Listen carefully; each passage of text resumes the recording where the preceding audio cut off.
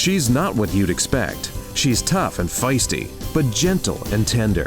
She makes millions and gives millions to the poor. She cries, she laughs, she teaches, she comforts. This is the Dani Johnson Show. So what stops your faith from producing results? First of all, what kind of results do you want? What kind of results are you in need of? Let's dive in and see how to get them.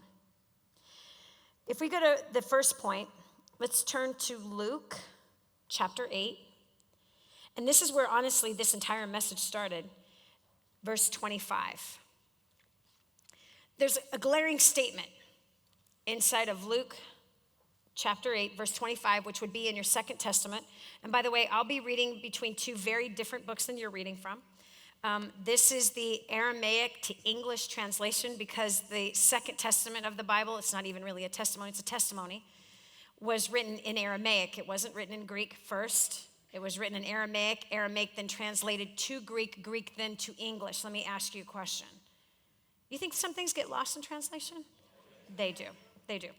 And so I choose to go, straight to the raw word that I possibly can. You could get this at Amazon.com. If you want to learn to read it from the closest translation to the Aramaic, this is it right here. Okay, and it's called Aramaic to English New Testament. It's written by Netzari Press. These were the very first believers in Yeshua as the Messiah. They have held this book for 2,000 years. Okay, the Greek translation takes a lot of things out, changes things around, twists a few things. This is raw. One side is in Aramaic, one side is in English. So up here, Luke chapter 8, verse 25. Does anyone have it? Have you turned to it? Because I don't want to be the only one reading. We're going to go through a lot of different passages tonight. Who has it? Whose eye? Give it to Chris, wherever Chris is.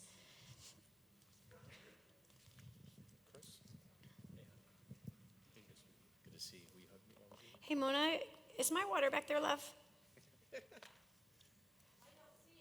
Awesome. Okay, Chris, Luke 8, verse 25. He said to them, "Where is your faith?" Stop. Read it again. He said to them, "Where is your faith?" Stop right there. He's saying that to you right now. Where is your faith? Where is your faith? Yeah. Where is your faith? Let that sink in. They're on a boat. There's a storm. They freak out. Master, can't you see we're going to perish? And his response is, what, Chris? Where is your faith? But Dani, the winds and the wave of my debt is overcoming me. The answer is, where is your faith? I just got diagnosed with cancer. Where is your faith? My wife just left me. Where is your faith? I just lost my job. Where is your faith? People, I cannot hear you. My business is at a downturn. Nobody likes me.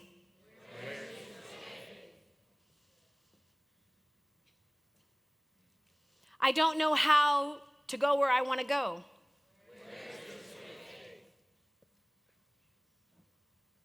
I don't have the right personality. I have a dark past. My husband doesn't love me anymore. I'm not smart enough. I'm not good looking enough. I'm not good enough. I don't have the money.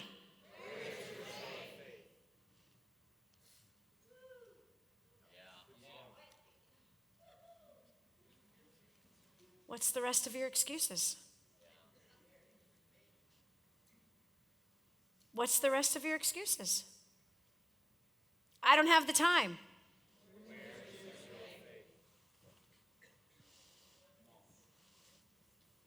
Can't find a babysitter. I don't have the money. What if it doesn't work? What if I get laughed at? What if I fail? What if I can't do it?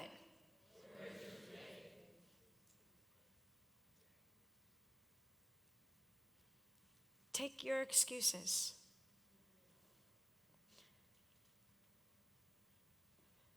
Take your reasons and give them this answer. Where is your faith? So what does faith have the power to do?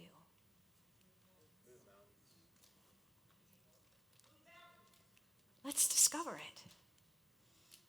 Let's discover what faith has the power to do. Because we know that fear has the power to control you. We know that fear, when you feed it, gets larger than life. Fear can paralyze you, opens the door to procrastination and laziness, doubt and unbelief.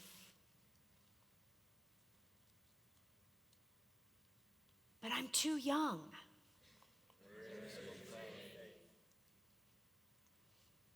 I'm too old. My family will not support my idea.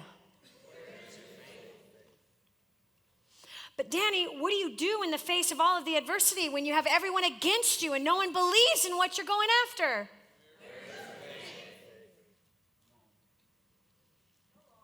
What happens if it looks like it's not going to come to pass?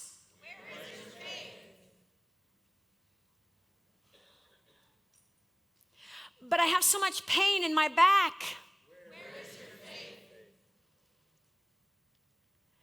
I have hypertension. I'm tired. I don't know what to do.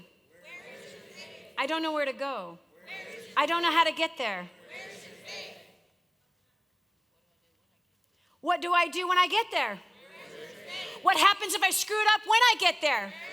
I can't hear you.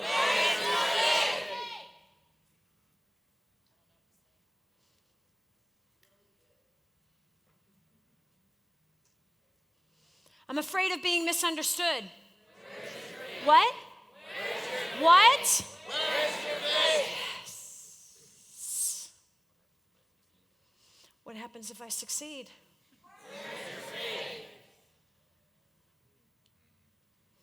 What if I lose friends?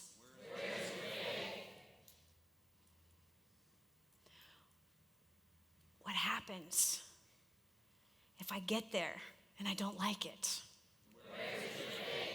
What if I marry the wrong person?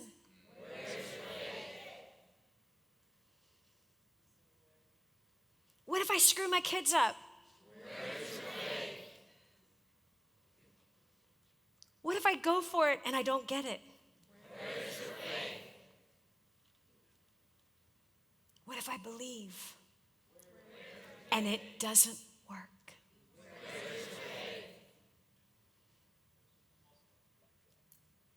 Who's in control, friend, of your faith?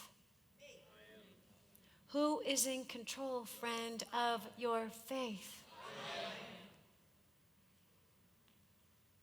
No one else is in control of your faith. What you feed will flourish. What you neglect will die. You feed fear, it will control you. It will lead you to procrastination and laziness. It will lead you to what you think is a safe place, which is pretty much a white jacket where the arms wrap around your body and a padded cell. Oh, it may not look like that, but many of you are in that straight jacket now. You're in it right now. And you don't even realize that fear has you tied up in knots. It's one of the greatest motivators and pushers in life. What if I give my heart over to them and they hurt me? What if I do it wrong?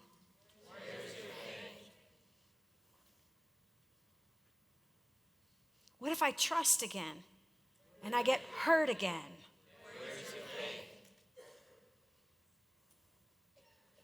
What if I believe big and it never happens?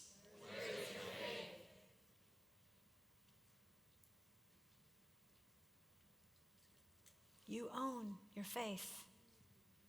It's yours. So the question he's asking you right now is, where is your faith?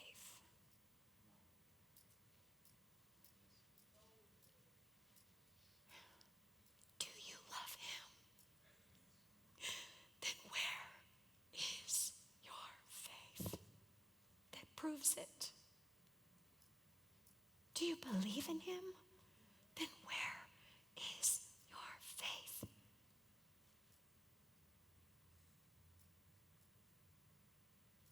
Or are you just playing around?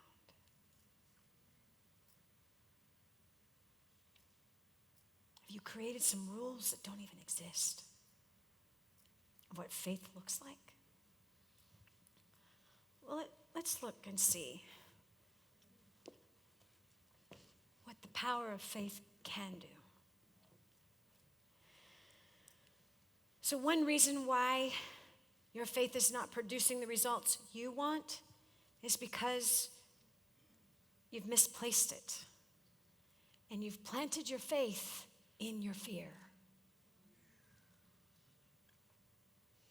It's so powerful.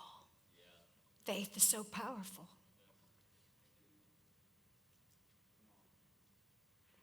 Faith is so powerful that it can build a dream or destroy it. It can build it or it can destroy it.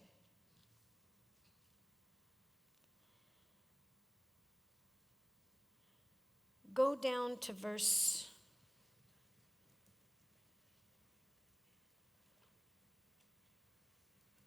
41. And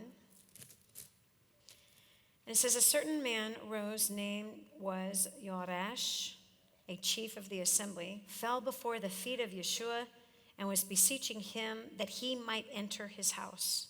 For he had an only daughter about 12 years old, and she was about to die.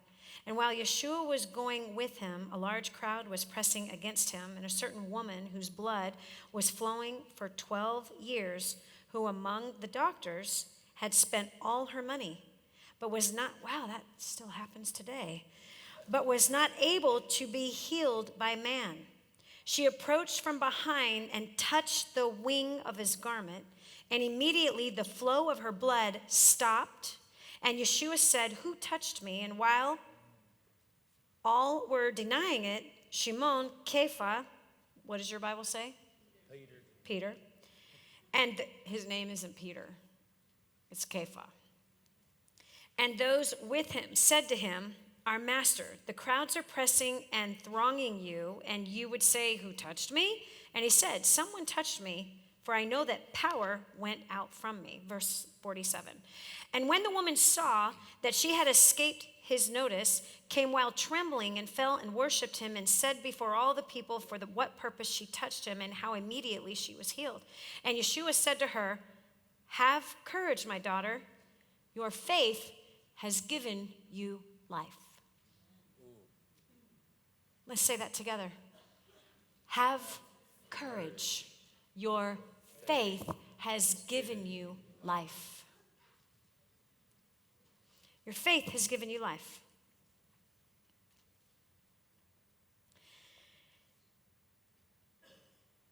Verse 49, and while he was speaking, a man from the house of the ruler of the assembly came and said to him, your daughter has died. Do not trouble the teacher. But Yeshua heard it and said to the father of the young girl, do not fear. Let's say that. I'm so sorry. It doesn't read like that. Do not fear. That's not a suggestion. That's not a light little comment. Do not is very strong. Do not fear. And only believe she will live. And Yeshua came to the house and did not allow anyone to enter with him except Shimon, Yaakov, and Yochanan, and the father of the young girl and her mother. And all were weeping and mourning over her, but Yeshua said, do not cry, for she is not dead, but she sleeps. And they were laughing at him because they knew that she had died. And he put everyone outside and took her by the hand and called her and said, arise, young girl. And her spirit returned immediately, and she rose. And he commanded that they give her something to eat. And her parents were astonished, and he warned them that they should not tell anyone what had happened. So what does faith have the power to do? To give life. Faith has the power to give life. Does faith have the power to give life to your finances? Yes. Does faith have the power to give life to your body? Yes. What about your dead marriage? Yes. What about your kids who are running rampant, acting like you used to? Yes.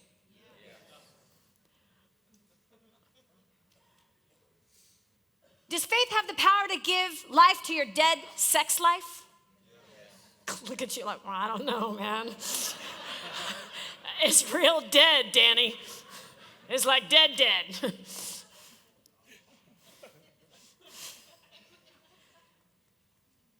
Does faith have the power to give life to your dead-end job? Yes. Your dead business? Yes. Your dead career? Yes.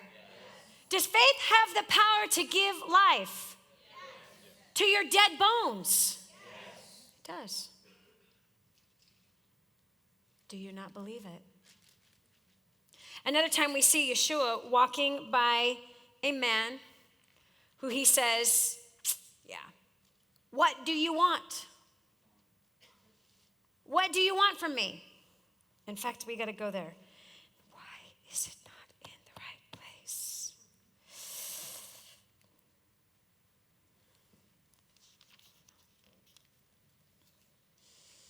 Oh, I'm sweating. Take my jacket off? Mm-mm.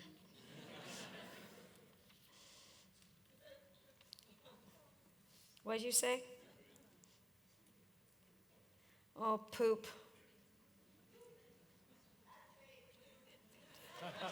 Thank you.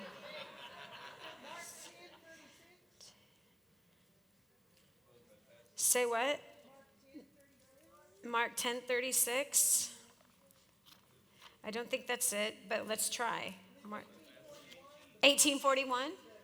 1841 through 43. I wrote down Luke. That's where I screwed up. No, it's not. Where are you? Luke 18:41? 18:41, not 8:41. That's where I screwed it up. You are the best. Thank you. Let's go here. You're about to find out number one. You ready? 18:41. She has it. Let her talk. You who what? That's so awesome. 18:41. Okay. Saying, what do you want me to do for you? He said, Lord, that I may receive my sight. Keep going. Go ahead. Then Yeshua said to him, receive your sight. Your faith has made you well. Okay. Let me tell you what it says in Aramaic. So it's a blind man. We talked a lot about blindness today. What do you desire me to do for you? And he said, my master, that I may see. And Yeshua said to him, see, your faith has given you life.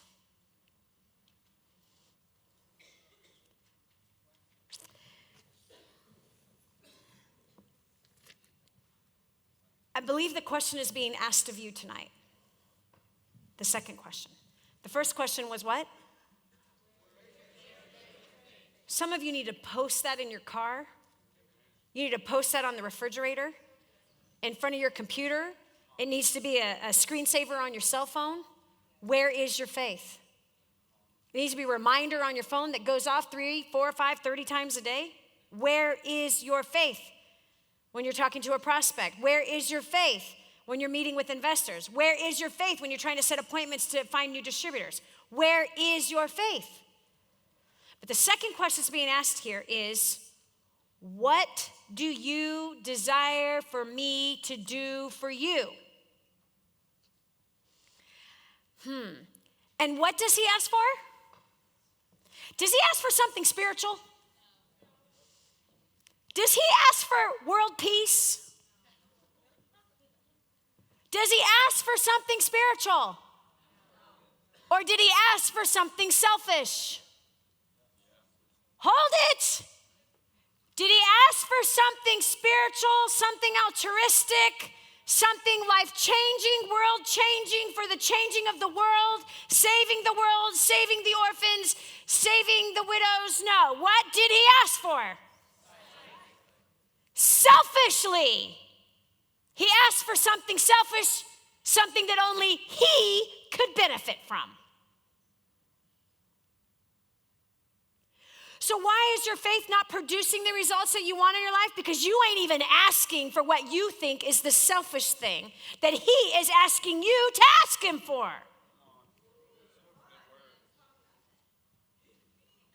Your little religious rules have told you that if I'm going to pray for something, if I'm going to ask God for something, it has to fit in these categories only over here. I can only ask for these spiritual things. I can only ask for things that benefit other people. I certainly can't ask for something that is selfish. I can't think of anything else that's more selfish than a blind man asking to see. Because he's the only one that's going to benefit from the sight. Nobody else is going to benefit from him seeing. So point number 1. Why is your faith not producing the results that you want? Because you are not even asking for what you want. You are asking for what you don't want. You're asking out of fear and feeding fear with your faith. Where's your faith? In the trash with fear.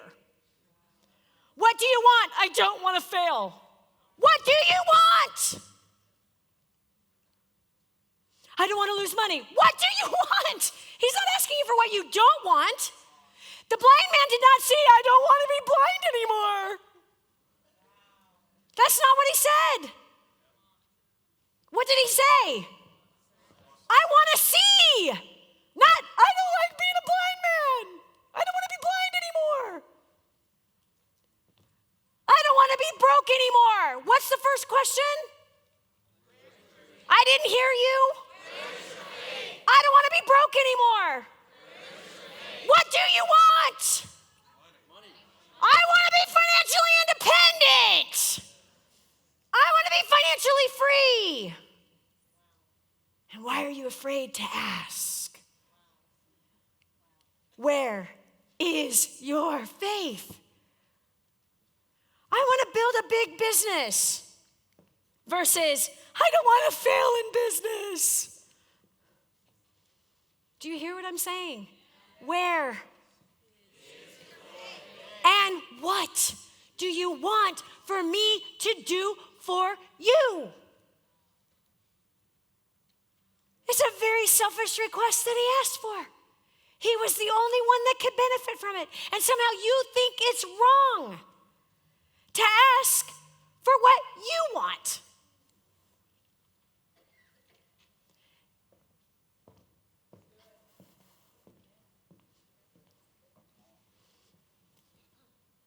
Turn to Matthew 18, 2 and 4. Matthew 18, 2 through 4. Matthew is this one. Is this making any sense to anybody? Too much. I'm getting clobbered.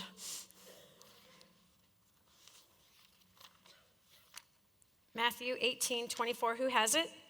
Stand up. Show yourself to the mic carrier. Matthew 18, verse 2. Read 2, 3, and 4. Jesus called a little one to his side and said to them, "Learn this well. Unless you dramatically change your way of thinking and become teachable and learn about heaven's kingdom realm with the wide-eyed wonder of a child, you will never be able to enter in." Aramaic says this, "And Yeshua called a child and made him stand in their midst and said, 'Truly I say to you that unless you change and become like children, you will not enter into the kingdom of heaven. He therefore who humbles himself like this child, he will be great in the kingdom of heaven.'" Are children afraid to believe?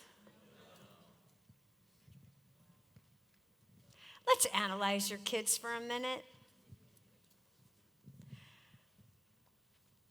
Unless you change and become like a child, you will not enter the kingdom of heaven. Unless you change. Who has to change? You have to change. Not unless your spouse changes, not unless your boss changes, not unless the president changes, not unless the economy changes, not unless who changes? You. Unless you change and become like children, you will not enter the kingdom of heaven. The one who is humble like a child will be great in the kingdom. Okay, so wait a second, Dani. Hold on one second. Wait. What do you mean become like a child? I don't know. Let's analyze it. Who has kids? Who has little ones? You got little ones. Do they follow you anywhere? Do they have to know how you're getting there?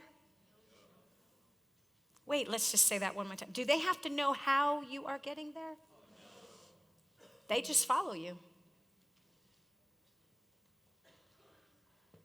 Now, yes, some kids are inquisitive for the sake of learning, but not for the sake of questioning. Just to question and to challenge, but to learn. Unless we become children, we'll not enter the kingdom of heaven. Unless we become like children, we'll not enter the kingdom of heaven. Come on, let's analyze our kids. Can they play in dirt? Yep. And be totally happy? Uh-huh. Do they need a lot of stuff to be happy? Are they pretty content? Yeah. Are their needs pretty simple? Yeah. If you've got a complaining child, there's a good chance you taught them how to be that way. If you have an entitled, lazy brat, there's a good chance you trained him or her to be that way. But let's look at this little kid. Let's see, are they enthusiastic? Are they persistent? Do they believe without any explanations?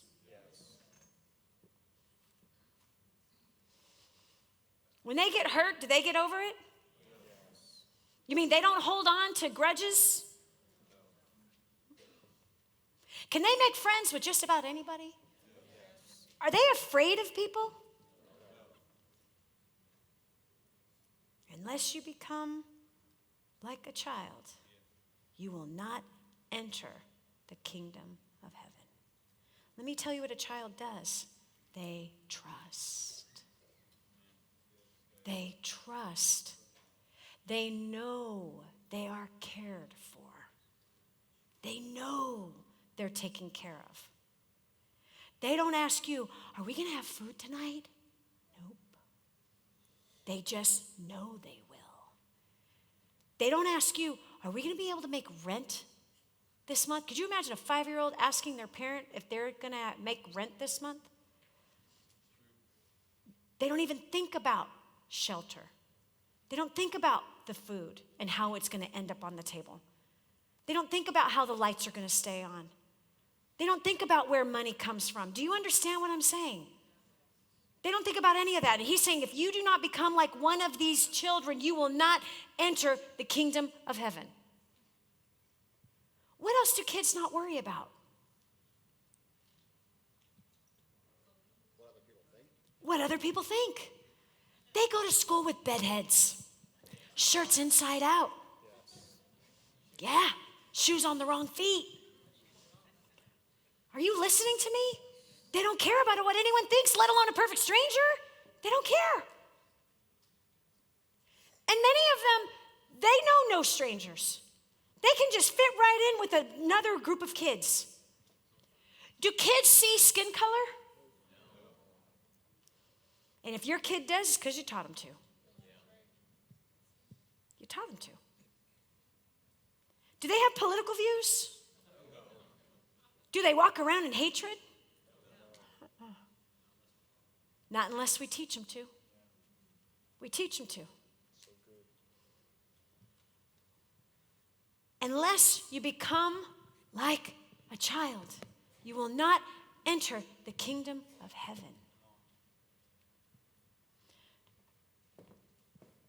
Do children ask constantly? Are they afraid to ask?